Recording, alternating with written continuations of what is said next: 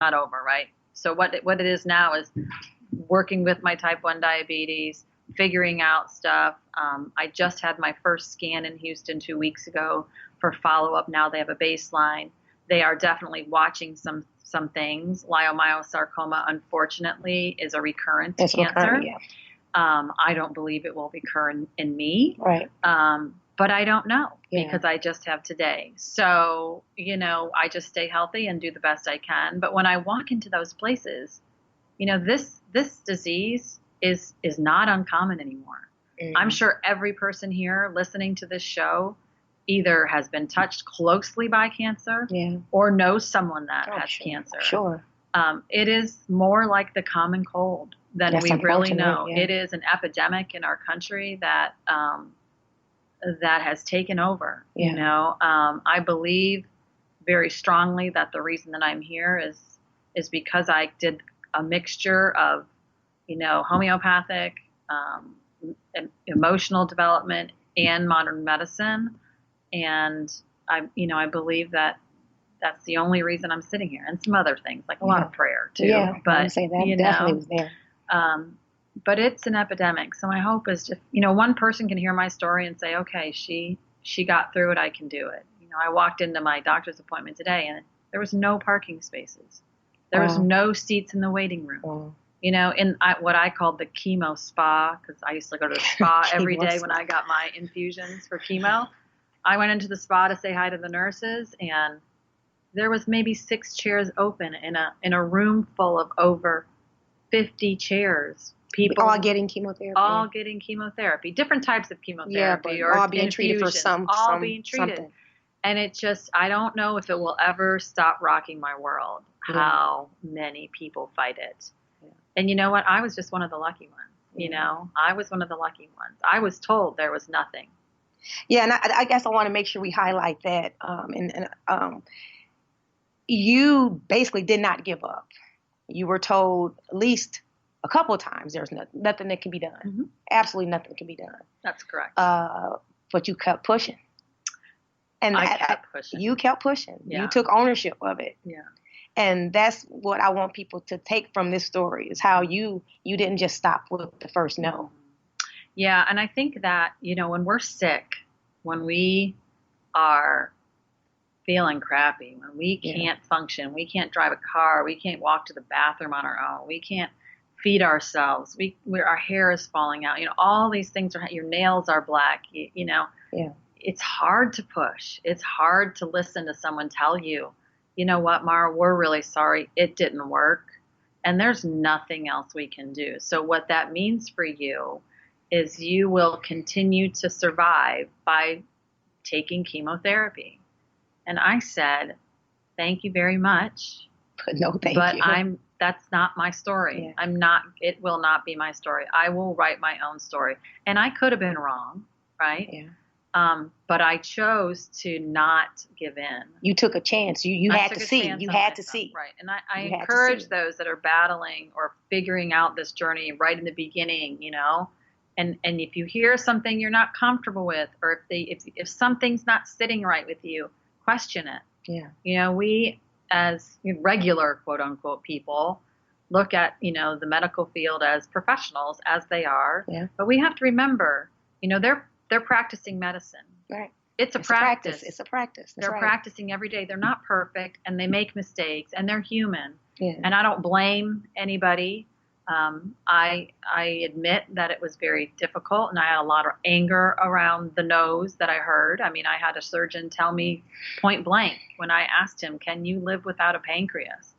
And this is a very renowned surgeon in Tampa, Florida, looked at me and said, well, no, not well. Well, I'm here. You're here without your pancreas. I don't have a pancreas. I don't have a spleen. Yeah. I don't have most of a stomach.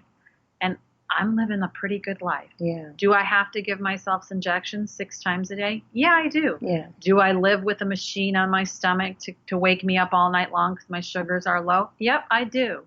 Do I eat mini meals every 45 minutes to an hour so I can sustain energy? Yeah, I do. But I'm here. You're alive. I'm alive. I'm going to watch my kid graduate from high school and go away to college. Yeah. I'm going to see my son, go fishing all day today. And I think that when we're sick, it's hard to say no. Yeah. Or it's hard to think, is there somebody? But I just encourage you, if it doesn't feel right, if you're not in agreement with it, get second opinion. That's Keep pushing. imperative. Keep pushing. And there are a lot of really amazing hospitals around. And, my thing is find where your specialists are, where the best specialists are, and do your homework, because that's what I did, and it worked. Yeah. So, any plans to go back to teaching, or not teaching, but as an administrator, or is that? Yeah, I miss my work so much. Yeah. I have been, I've been working with kids for forever, right? I mean, between opening my own school in Tampa, teaching here, back to administration here, it's my passion. Of course, it is my, it's what keeps me going sometimes, Yeah. Right now I'm focusing on just me getting better. It's going to be a long haul. The doctors basically said, in 3 months you'll be feeling okay, which is 3 months is coming up, in July 17th. Oh, you look great. You all can't see her, but she looks amazing. Thank you. Yeah. In 6 months, they said I should be pretty much back to normal, whatever that is. My new normal. Your new normal. I call it my new normal. But basically, they said, internally, because of all the removal and all of the new conjunctions and highways, that internally I won't be healed for 18 months. Yeah. So yes, do I want to be back at work in some capacity? Absolutely. Yeah. I can't wait. The Bradenton community, as you know, Key, has just come out in full force. Yes. From alumni to friends to colleagues to people I don't know, random strangers. I mean, just today, I call them random act of kindness is what I try to do all over. Yeah. Well, whenever I go anywhere, I try to do a random act of kindness. Today there was a captain, Captain Mike Morgan, who just said, I heard about your story. I want to take your kids out fishing. Isn't that awesome? Yeah, just a random act of kindness. Yeah. I don't know the man, never met the man, met him this morning. And he went with Alessandro and his two friends to go deep sea fishing. And so, what? That's going to happen to you quite a bit. Yeah. And quite honestly, because there's so much positive energy, so much good information, so much people can draw from your story. And for them to, have faith in people, have faith in yourself and what you feel. But I want to, as we close, I want to give your website out, because as you all can expect, this has been a very costly journey, and will be and will be. How many doctors are you seeing? You're seeing endocrinologists, oncologists, nutritionists, vascular specialists, gastrointestinal specialists, sarcoma specialists. Yeah. Right now, what's amazing to me? What's that? The expense is, because now I live on insulin. Yeah. And this is a drug that has raised 300% in the past 6 years. I wonder why. and there are people in our community, I'm sure, that can't afford it and aren't taking it because they can't afford it. I'm also on a drug called Creon, and Creon is a drug that you eat because of my pancreas. I don't have any enzymes, so I have to take pills whenever I eat. So I'm also on that. So it's a lot. Yeah.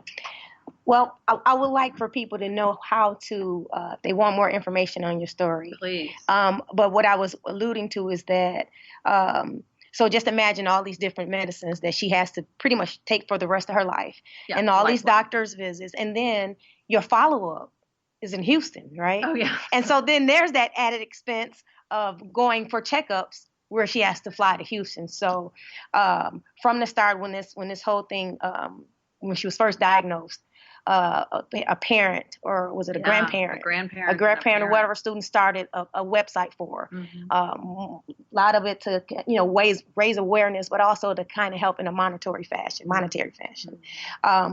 So you're still not quite at your goal, and we want to try to help to get you there, right? So if you go to welovemara.com, that's correct.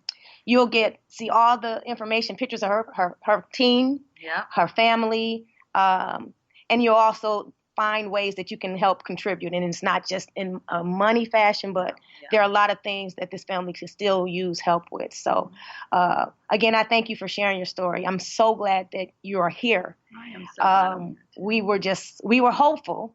Yes, and so glad that we got to do the second part of the interview, because I remember saying, I'm going to bring you back. That's right. And here I am. Post interview, cancer free. And by gosh, you here post recovery and cancer free. Thank you. So now it's just now to get healed up and get you back here training. That's right. I'll be back. And if I just say one thing, I would love for people to go to my website and read my story. And one way that would help me as an individual is just making a commitment to yourself to take care of yourself and to touch someone's lives every day. Pay it forward. That is a good place to end right there. Pay it forward. It means more to me than anything. Pay it forward. You guys got that? Listen, thank you for tuning in. Thanks for listening to Mara and welcoming her. And thanks for all the positive feedback and comments that she's been getting, and continue to keep her uplifted. As always, continue, as she said, continue to take care of yourselves and others, and stay happy and healthy. And we'll talk to you later. Bye-bye.